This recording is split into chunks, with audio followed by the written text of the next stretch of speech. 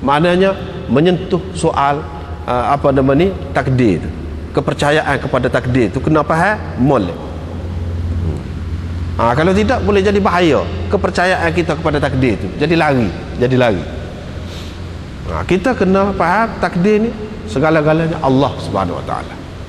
Jangan benda ni tidak.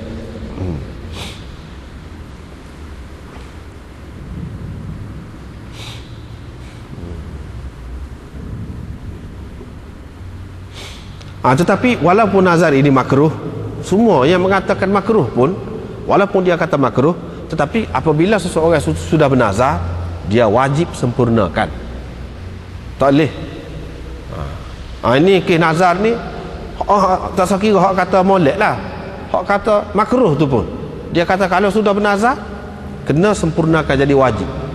Puasa, kalau puasa hak fardu tu tak ada apa, puasa bulan Ramadan tu tak bernazar pun wajib dah puasa tu. Ni kalau puasa sunat, dia kata kalau gini-gini dia akan puasa seminggu ke 10 hari ke 15 hari ke. Puasa tu asalnya sunat, tapi bila dia nazar bermakna dia wajib atas diri dia. Itulah orang panggil ibadat yang bukan diwajibkan oleh Allah SWT, kita yang wajib, jadi wajib. Wajib menyempurnakan nazar itu apabila kita bernazar.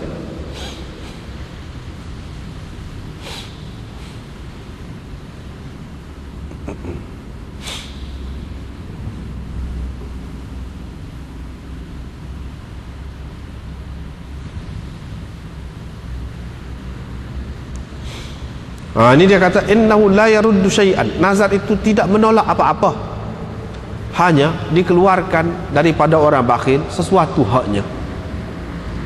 Tu faedah. Seterusnya hak satu lagi tu pun lagu tu juga, nazar ni tidak membawa apa-apa kepada anak Adam yang aku tidak takdirkan untuk dia, tetapi dia jadi bernazar tu pun takdir juga bawa dia. Hak tu itu dah dia nak bernazar tu pun, bukan nazar itu menentukan takdir, boleh mengubah takdir, tak. Dia bernazar tu sendiri pun takdir yang bawa dia jadi bernazar tu. Begitu. Aku telah takdirkan kepadanya, aku mengeluarkan dengan nazar itu daripada orang bakhil, maknanya apa-apa haknya. Mana jangan jadi ginilah, kalau kita bernazar tu jangan jadi seperti dalam hadis disebut orang bakhil ada kepentingan duniawi dia, semata-mata dia tengok dari segitu. Kemudian hak bahaya lagi kalau seperti kita kata tadi itulah, anggap Tuhan ni ada munafaat kau daripada ni, ada keuntungan dia kau yang dia suruh buat gini ni. Itu tak boleh lah. Ataupun dengan mengatakan nazar itu sendiri yang boleh mengubah segala-galanya, tak boleh lah.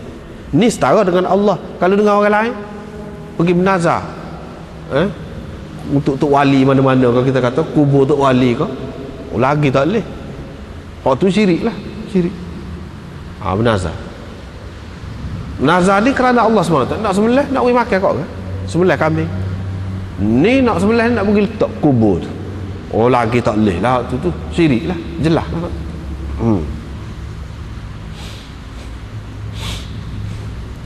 Baiklah. Jadi bab la haula wala quwwata illa billah, tidak ada daya dan upaya melainkan dengan pertolongan ataupun dengan kehendak Allah Subhanahu wa taala.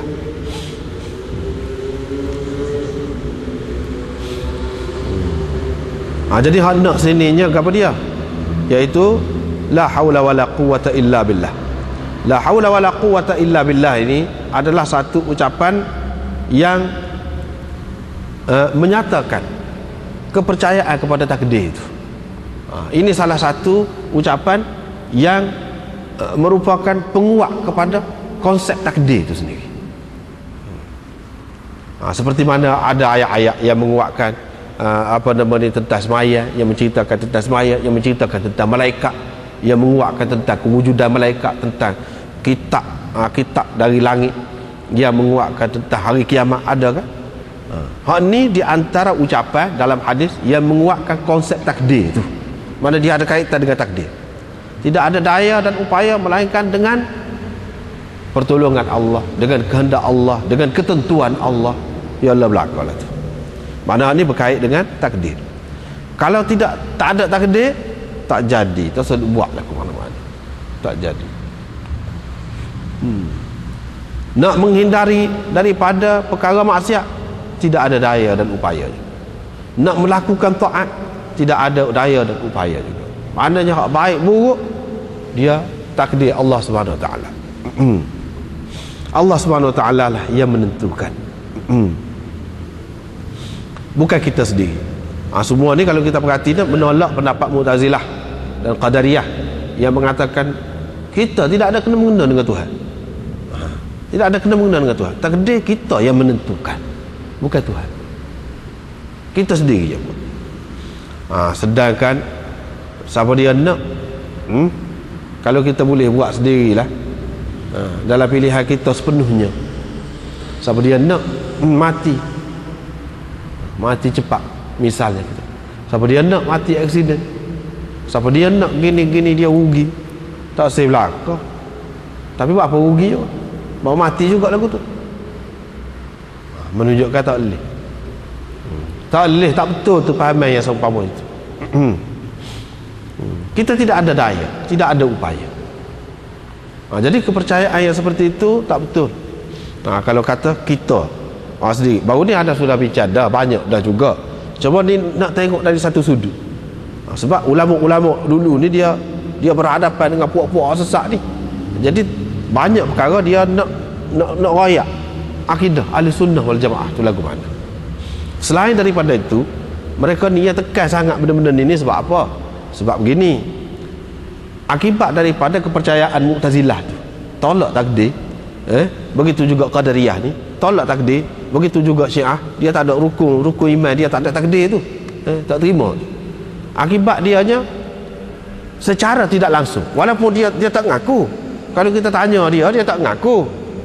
Secara tidak langsung berarti dia tidak mentauhidkan Tuhan, tidak mentauhidkan. Sebab apa? Tuhan hanya buat hak baik saja. Hak tak baik kita sendiri je buat. Kalau lagu tu, mana Tuhan tak ada kuasa terhadap hak tak baik tu. Tuhan tak boleh nak sekap, Tuhan tak boleh nak buat apa. Sepenuhnya kita. Kalau macam tu kita jadi Tuhan pula lah. Tuhan tidak sah.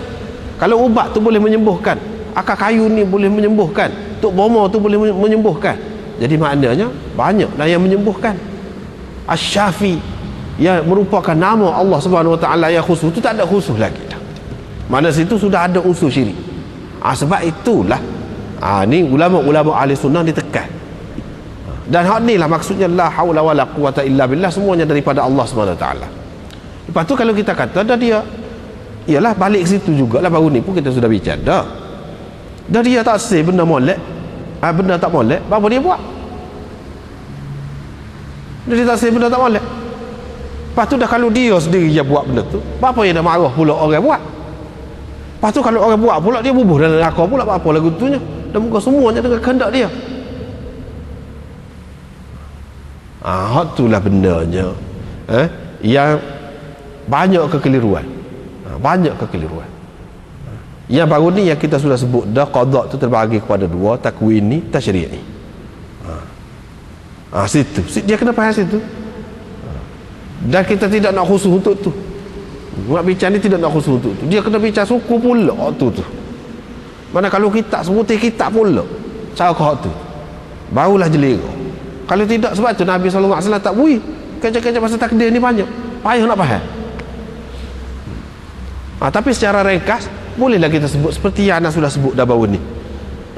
Misalnya dalam Quran ada sebut walau syaa lahadakum ajma'in. Kalau dia nak, dia boleh bagi petunjuk pada kamu semua sekali.